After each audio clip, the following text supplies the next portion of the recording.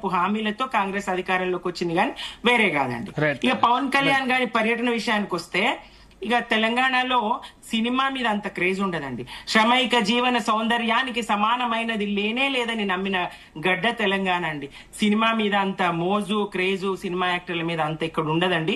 కొద్ది శాతం యువతలో ఉంటది, ఉండదని కాదు అసలు.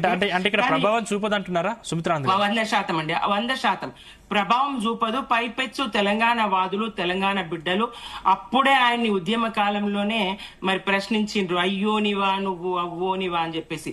గుంటూరులో గుంటేడు జాగంటిమా, ఒంగోలుకు పిల్ల వియ్యమందొస్తిమా. గుంటూరులో గుంటేడు జాగంటిమా, ఒంగోలుకు వియ్యమందొస్తిమా. అయ్యోనివా నువ్వు, అవ్వోనివా, తెలంగాణోనికి తోటి పాలోనివా.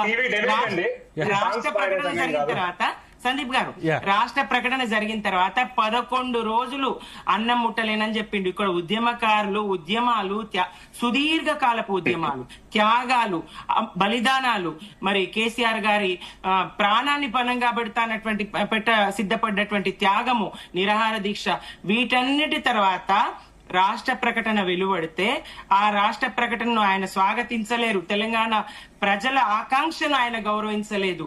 ఆయన 11 రోజులు ఉపవాసం ఉన్నా, నిరసన చేసినా అని చెప్పిండ్రు. ఇటీవల కోనసీమలో కొబ్బరి చెట్లు ఎండిపోవడానికి కూడా మరి తెలంగాణ ప్రజల దృష్టి కన్నుపడ్డది, దిష్టి తగిలిందని చెప్పడం జరిగింది. ఈ రకంగా తెలంగాణ ప్రజల మీద నాటి నుండి నేటి వరకు, పోనీ ఈయనేమన్నా మార్చుకున్నారా అంటే ఏం మార్చుకోలేరు. నాటి నుండి నేటి వరకు తీవ్ర వ్యతిరేకతను వెలగక్కుతున్నటువంటి పవన్ కళ్యాణ్ గారి పట్ల తెలంగాణ ప్రజలు, తెలంగాణ వాదులు నిజంగా చిత్తశుద్ధితో మేము తెలంగాణ బిడ్డలం అనుకునే వాళ్ళు ఎవ్వరు పాజిటివ్ గా ఉండరు. ఇవాళ మీడియా మీరు సమాధానం చెప్పాలి దీనికి.